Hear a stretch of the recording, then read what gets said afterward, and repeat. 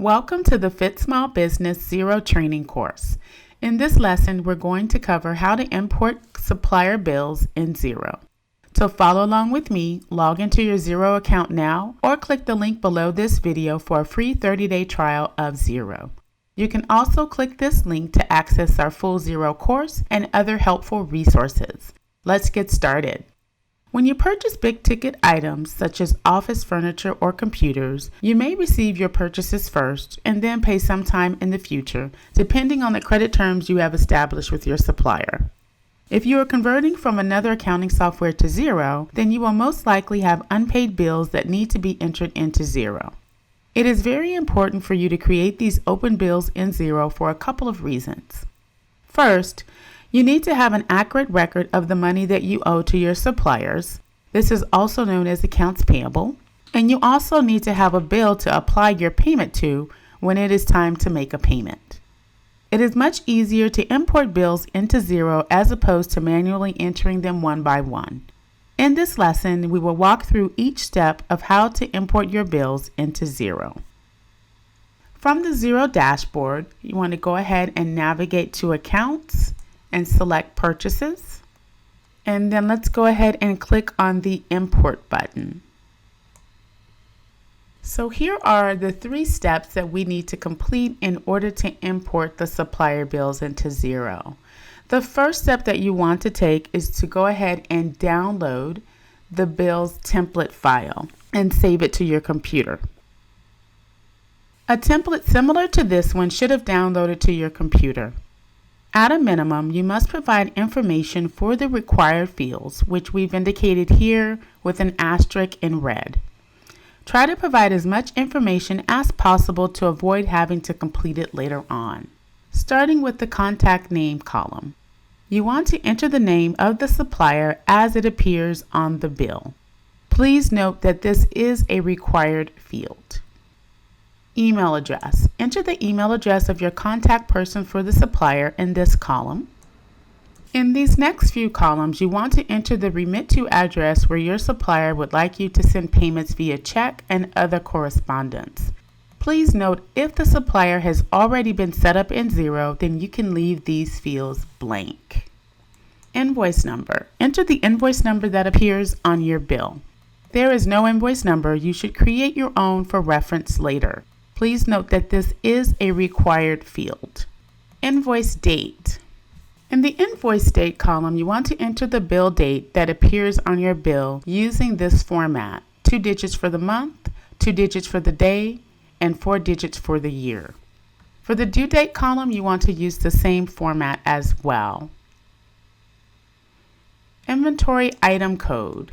If you have purchased an item for resale to customers, enter the item code exactly as it appears in Xero.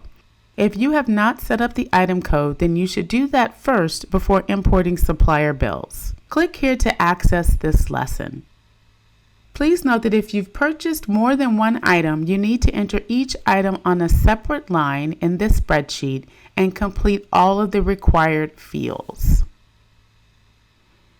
Description. Enter the details of each item that you purchase as it appears on the bill. Quantity. If applicable, enter the quantity of each product that you've purchased. Please note, for services, this could represent the number of hours. Unit amount. In the unit amount column, enter the per unit cost of each product or service that you purchased. Please note, this is a required field. For services, this could be the hourly rate paid or a flat amount. Please note that you do not need to enter the $ in this field. Account code. Refer to the chart of accounts for the account code that this purchase should be coded to. Please note that this is a required field. In the tax type field, go ahead and enter the sales tax rate that appears on the invoice. Please note that this is a required field in Xero, so if there is no sales tax rate, go ahead and enter the default tax, which would be tax on purchases 0%. You want to complete the next 4 columns only if you have set up tracking categories in Xero. To learn how tracking categories work, refer to our course on reporting in Xero. Click here to access this lesson. And finally, the currency column. If you track bills in multiple currencies, enter the 3-letter code for the foreign currency the bill is in, if it is not in your native currency. Please note, you must set up multiple currencies first before you can import supplier bills. Click here to access this lesson.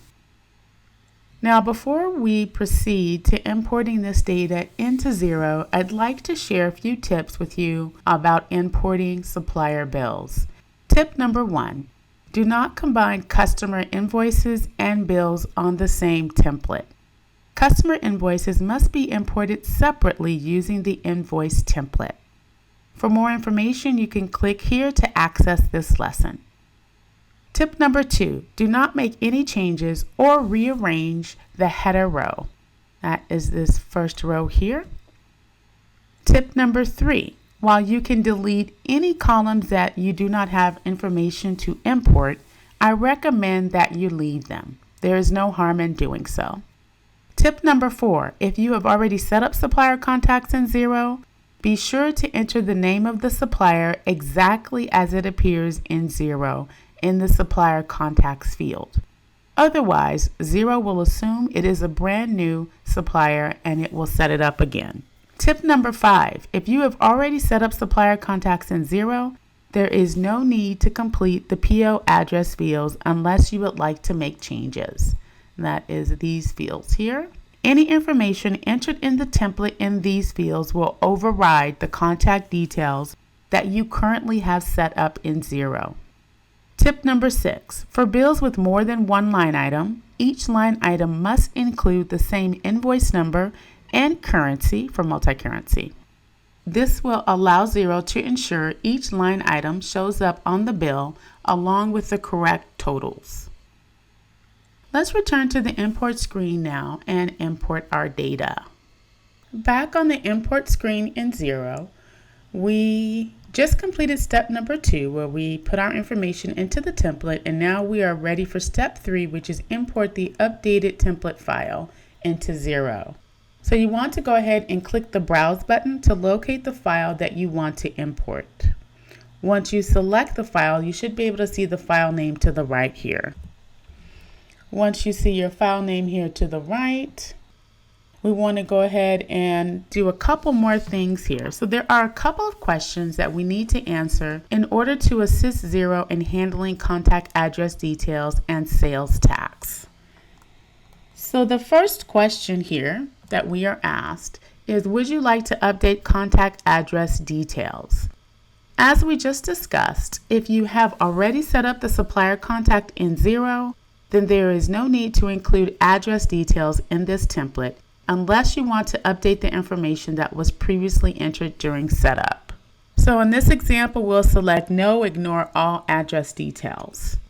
The next question, is the unit amount field tax inclusive or exclusive? If you included tax in the unit amount column of the template, then select Tax Inclusive. If you did not include tax in this column, then you want to select Exclusive. In our sales tax lesson, we discussed how to track, pay, and report sales tax. Click here to access this lesson. Once you've indicated your response for the 2 questions, you can go ahead and click the Import button. In the next screen, we'll have a chance to review and confirm the bills that will be imported.